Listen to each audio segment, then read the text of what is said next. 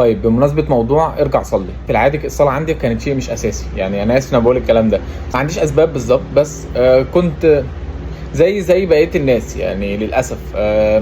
بنصلي عادي في رمضان، بقرب شوية من ربنا وبعدين برجع، بعدين أبعد وأنساها وأتكاسل. طب هصلي آخر اليوم، طب هجمع الصلوات مع بعض، خلاص تعبت. يعني دوامة كده من التقصير في حق ربنا سبحانه وتعالى. مرة اشتغلت شغل ما كانش ينفع أسيبه لسبب ضيقة مادية وهكذا يعني، وكان لازم أسمع كلام المدير اللي شغال معايا ده، وده لسببين. أول سبب لأن هو يملك إن هو يمشيني فيقطع رزقي بشكل أساسي. ثانيا لأن هو بداية الشغل يعني عمل معايا حركة جدعانة جامدة جدا جدا، فأنا كنت ممتن ليه، أو يعني شايف إن دي حاجة لطيفة.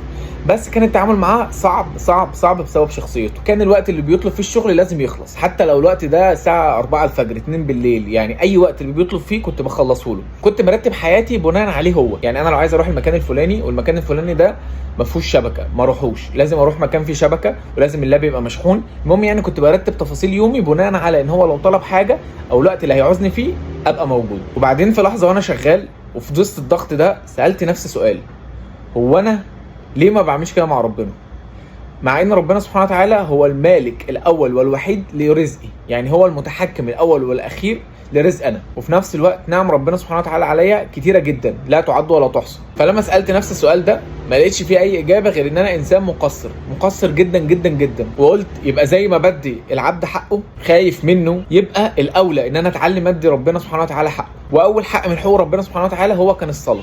فدي اول خطوه خلتني التزم في الصلاه. بعد كده وانا بدات اصلي قلت خلاص انا مش متعود على الصلاه وقلبي لسه مش متعود، انا هصلي وخلاص، صلاه يعني عاديه، المهم ان انا اصلي اقوم واصلي.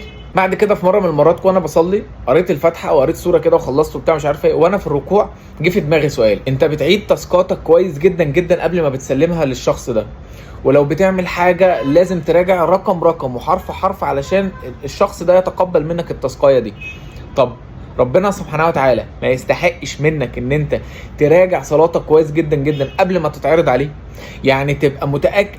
بص انا مش هقول لك ان انت هتعملها 100%، بس تبقى عملت كل المجهود اللي ممكن عشان تخرج منك الصلاة بيرفكتو كأنها تاسك.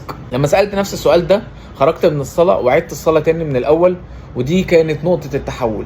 حسيت براحة عمري ما هنساها، وحقيقي بجد انا لحد دلوقتي بدعي ربنا سبحانه وتعالى وبشكره على اللحظه دي. ومن كتر فرحتي واحساسي بانتفاضه قلبي في الصلاه دي بالذات، حسيت ان انا وبقيت ادعي ربنا سبحانه وتعالى ان انا يعني روحي تتقبض دلوقتي. انا عايز اموت في اللحظه، عايز اموت حالا، عايز اموت حالا بعد ما خلصت الصلاه دي، من كتر الاحساس اللي انا حسيته. انا ليه بحكي الموقف ده؟ عايز اقول لك ارجع صلي. مش هقول لك بقى علشان مميزات الصلاه والمميزات اللي مش عارفه ايه وما الى ذلك، بس صلي عشان انت اللي محتاج تصلي، انت اللي محتاج بجد ترجع ليه.